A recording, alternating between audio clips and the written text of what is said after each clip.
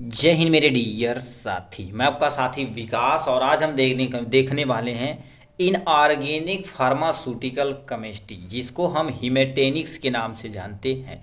तो सबसे पहले समझ देते हैं हमारे सिलेबस में क्या क्या पढ़ना है। देखिए, इनऑर्गेनिक फार्मास्यूटिकल होता क्या क्या देखिए, आप थोड़ा सा पढ़े होंगे। तो एक को बोला जाता ऑर्गेनिक, दूसरे को इनऑर्गेनिक। अब इनऑर्गेनिक मतलब ऐसे कंपाउंड जो बिना कार्बन के होते हैं उनको इनऑर्गेनिक बोला जाता है, यानी विदाउट कार्बन। मतलब बिना कार्बन के जो होते हैं उसको यानी क्या बोलते हैं, इनऑर्गेनिक कंपाउंड। क्या लिख रखे हैं परिभाषा, ऐसे कंपाउंड जिसमें कार्बन और हाइड्रोजन न पाए जाए उसे हम इनऑर्गेनिक फार्मास्यूटिकल कहते हैं। क्या बोलते हैं, इनऑर्गेनिक फार्मास्यूटिकल कहते हैं। ये पहला पॉइंट। दूसरा पॉइंट, यह जनरली नॉन लिविंग चीज़ों में पाया जाता है। मतलब जो तुम्हारे पास जनरली देखा जाए तो नॉन लिविंग चीज़ों में पाया जाता है। तो ये तो इंट्रोडक्शन हो गया। हमारे सिलेबस में देखा जाए तो क्या क्या पढ़ना पड़ेगा हमको। पहला हिमेटेनिक्स। अब हिमेटेनिक्स के अंतर्गत क्या क्या चीज़ है उसको पूरा डिटेल में देखना पड़ेगा। उसके बाद एंटासिड क्या होता है, जो गैस को कम करता है। हिमेटेनिक मतलब जो हमारे शरीर के अंदर किसको लेवल को बढ़ाता है बाबू, आयरन लेवल को बढ़ाता है।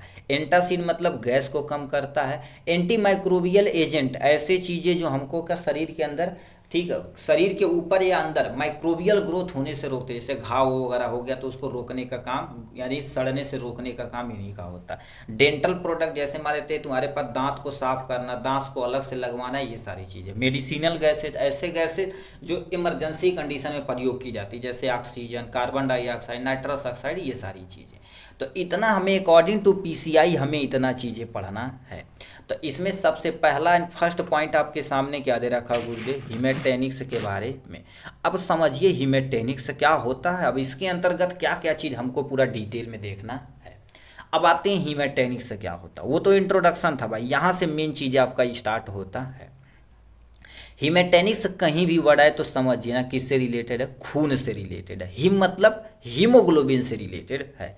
तो क्या लिख रखा, ऐसा सब्सटेंस यानी ऐसी दवाइयाँ या ऐसा सब्सटेंस जो आयरन की कमी को दूर करने के लिए उपयोग में लाया जाता है उसी को हिमेटेनिक्स कहते हैं। मतलब सिंपल सा क्या होती, ऐसी दवाइयाँ जो आयरन की कमी को दूर करता है। आयरन की कमी को दूर करेगा क्यों, क्योंकि हमारे शरीर के अंदर हीमोग्लोबिन है, हीमोग्लोबिन के अंदर आयरन होता है। तो आयरन की कमी को जो दूर करता है उसी दवा को हिमेटेनिक्स बोलते हैं। क्या बोलते हैं, हिमेटेनिक्स बोलते हैं।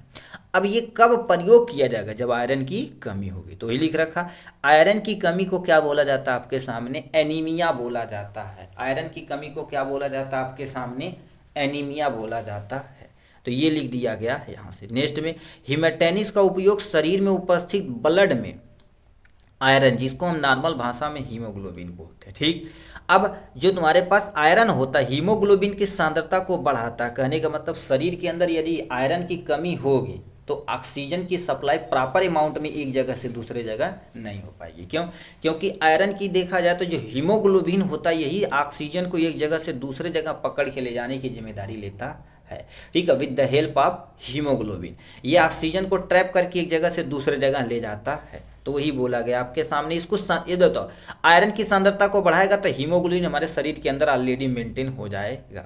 तो ये आपके सामने दिया गया है। नेक्स्ट में क्या लिख रखा, एनीमिया, आयरन डिफिशियंसी यानी आयरन की कमी को हम क्या बोलते हैं आपके सामने, हीमेटेनिक्स यानी एनीमिया बोले जाते हैं। जब हमारे शरीर के अंदर आयरन की कमी होती तो उसी को क्या बोला जाता है आपके सामने, एनीमिया। अब ये एमसीक्यू में कभी कभी पूछ दे जाता है। तुम्हारे पास क्या होगा लिख रखा है, यानी आयरन डिफिशियंसी। देखो आयरन डिफिशियंसी यानी आयरन की कमी, तो आप किस पे टिक मार देना, एनीमिया पे टिक मार देना। इसी पे भी क्वेश्चन पूछा जाता है।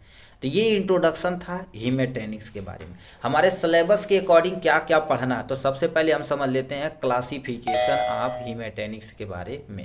यानी क्लासिफिकेशन ऑफ हिमेटेनिक्स, यानी हिमेटेनिक्स को फर्दर 3 में डिवीजन किया गया। पहले दे रखा आयरन सप्लीमेंट्री, ठीक, ये आयरन सप्लीमेंट्री ऑलरेडी मार्केट में आते हैं। दूसरा मैचुरेशन फैक्टर, मतलब ये क्या करेंगे, डायरेक्ट नहीं काम करेंगे, ये उल्टा। जैसे मान लेते हैं हमको कोई प्रमोट करे कि ये काम करो, तो वो जो बंदा हमको प्रमोट कर रहा है तो मैचुरेशन फैक्टर ये प्रमोट करने का काम करते हैं। तो इसके अंतर्गत एग्जाम्पल देखेंगे। अर्जेंट यानी हिमेटेनिक, ये अर्जेस्ट करेंगे कि भैया किसी तरह से काम अपना हो जाए, ठीक। तो इसके अंतर्गत ये सारी चीज़ें आती हैं। अब एक एक समझिए।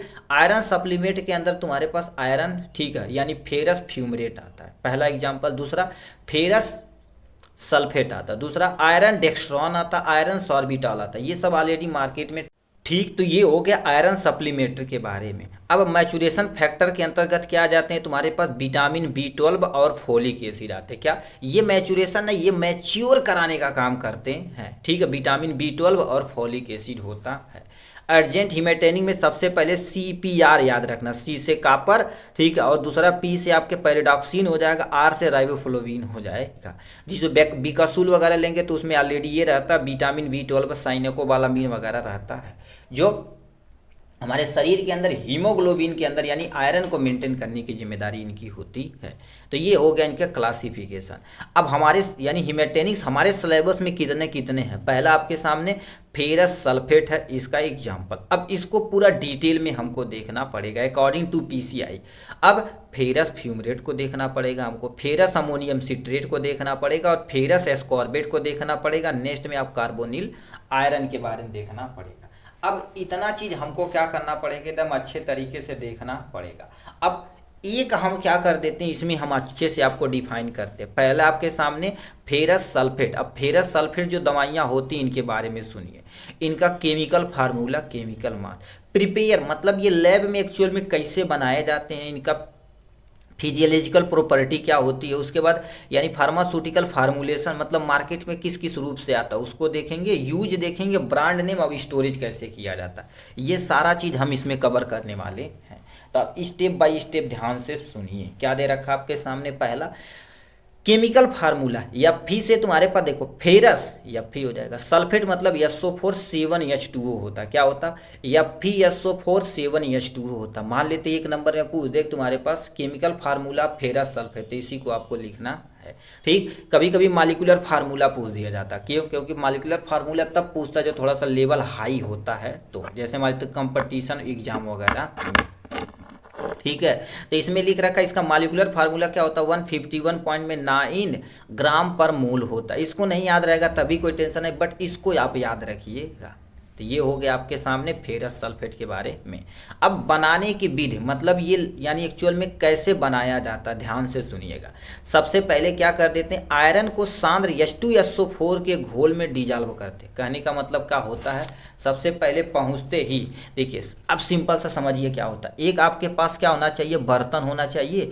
इसमें सबसे पहले क्या ले लेंगे गुरुदेव, H2SO4 ले लेंगे, ठीक, कॉन्सनट्रेट होना चाहिए। उसमें आयरन क्या कर देंगे, यहाँ पर डाल देंगे, क्या डाल देंगे गुरुदेव, आयरन डाल देंगे। यहाँ से देखो आयरन को H2SO4 के घोल में डिजॉल्व करेंगे, आपके सामने यहाँ पर घोल दिया जाएगा, ठीक। उसके बाद फिल्ट्रेट करके मतलब छान करके ठंडा करने पर यह ठोस का रूप यानी ग्रीन कलर हो जाता। कहने का मतलब क्या होता, देखिए सबसे पहले इसमें डाल देंगे ना, इसमें जब डाल देंगे तो ये क्या हो जाएगा, इसमें गल जाएगा, ठीक। अब यहाँ से जब गल जाएगा तब होगा क्या, ध्यान से सुनिए। जब गल जाएगा तो इसको हम छान लेंगे, छननी की मदद से छान लेंगे, ठीक है, फिल्टर पेपर की मदद से। अब ये कैसा रहेगा, ग्रीन कलर, इसी को ग्रीन विट्रॉल के नाम से जानते हैं। क्या बोलते हैं, ग्रीन विट्रॉल के नाम से जानते हैं। ये हो गया।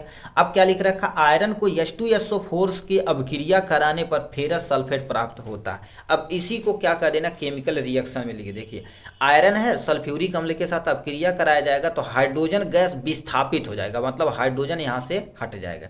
ये कैसे हो रहा है, इनकी कहानियाँ थोड़ा सा आप सुन लीजिए, ठीक है। इनकी कहानियाँ कैसे सुनेंगे, ध्यान से सुनिए। देखिए ये होता क्या है, आपके इजी सामने से ये होता, देखिए ये आपके सामने क्या होगा, Fe हो गया, प्लस में आपके सामने H2SO4 हो गया। अब देखा जाए तो आयरन क्या होगा, हाइड्रोजन को विस्थापित कर देगा, यहाँ से हटाएगा तो ये जगह ले लेगा, FeSO4 बना देगा, FeSO4 बना देगा और हाइड्रोजन गैस क्या हो जाएगा, बगल में निकल जाएगा। अब हाइड्रोजन गैस है तो इवोपरेट होके उड़ जाएगा। तो वही बोला गया, आयरन जब H2SO4 के साथ अभिक्रिया करेगा तो आयरन सल्फेट यानी फेरस सल्फेट प्राप्त होगा, प्लस में हाइड्रोजन गैस प्राप्त होगा। अब ये हाइड्रोजन गैस उड़ जाएगा, अब ये पानी में डिजॉल्व रहेगा तो 7H2O बना रहेगा।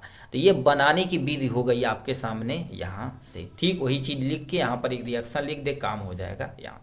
फिजिकल प्रॉपर्टी मान लेते हैं आपको दे दिया जाए कि ये भैया क्या है गुरुदेव, फेरस सल्फेट, तो कैसे तुम पहचानोगे? तो क्या बताएंगे, ये काला है, गोरा है, नीला, हरियर, ये सब बताएंगे कुछ ना, लंबा है, चौड़ा। तो वही चीज़ कलर, इसका ग्रीन कलर होता है। किस कलर का? अभी बोले स्टार्टिंग में ग्रीन कलर देगा। गंध देखा जाए तो ऑर्डरलेस होता है, मतलब इसको तुम सूंघोगे तो अब बताओ, मेटल तुमको दे दिया जाए, इसको सूंघने के लिए, मान लेते ये चुंबक है, इसको सूंघोगे कुछ तुमको अतः पता नहीं चलेगा। तो वही बोला कि ये ऑर्डरलेस होते हैं। ठीक, टेस्ट की बात की जाए तो ये टेस्ट यानी स्वाद कैसा होता है, सलाइन बीटर टेस्ट का होता है। मेटेलिक टेस्ट, क्योंकि आयरन होता है एक मेटल, तो मेटेलिक टेस्ट होता है। सॉल्बिलिटी देखा जाए तो जल में घुलनशील होते हैं, मतलब ये पानी में क्या हो जाते हैं, आराम से गुरुदेव घुलनशील होते हैं। तो इतना चीज़ आपको बताना पड़ेगा किसके बारे में, फेरस सल्फेट के बारे में। तो ये हो गया है यहाँ से।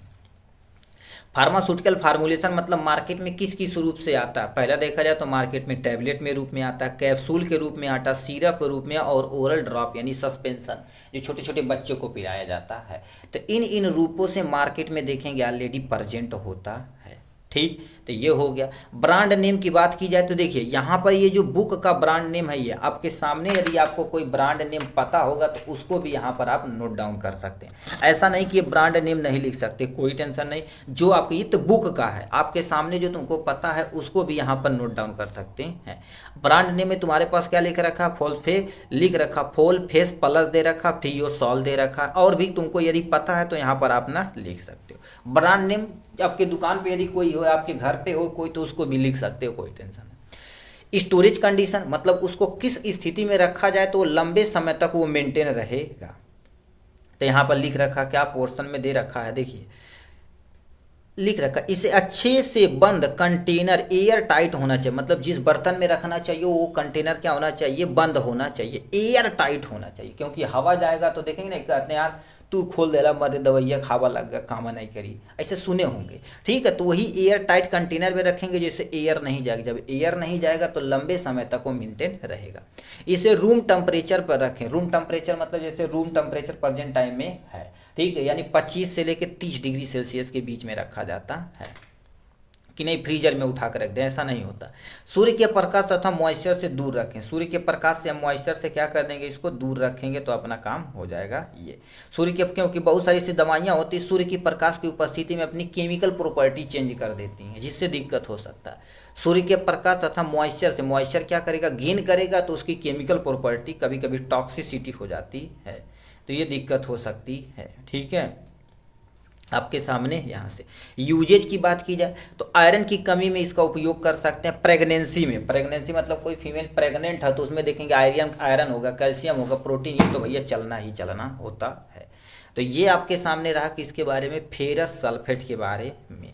ठीक, तो ये आपके सामने खत्म हुआ। देखिए अब देखिए आएगा, मान लेते तुमसे कहेगा डिफाइन हीमेटेनिक्स, लॉन्ग में आ जाएगा कि डिफाइन हीमेटेनिक्स इन क्लासिफिकेशन ऑफ हीमेटेनिक, किसी एक दवा को आपको एक्सप्लेन करना पड़ेगा। तो सबसे पहले देखिए हीमेटेनिक्स का आपको डिफिनेशन यहाँ से अच्छे से लिख देना है। उसके बाद ये आपके सामने जो क्लासिफिकेशन बताएं इसको लिख देना है। किसी भी एक दवा को, मान लेते कहेगा कि इस दवा को करिए तो उसको कर देना, नहीं तो किसी भी एक दवा को पूरा अच्छे से ऐसे एक्सप्लेन कर देना, काम हो जाएगा। ठीक, तो चलिए आज के लिए बस इतना ही, फिर मिलेंगे नेक्स्ट वीडियो में नेक्स्ट टॉपिक के साथ। तब तक के लिए bye bye and take care.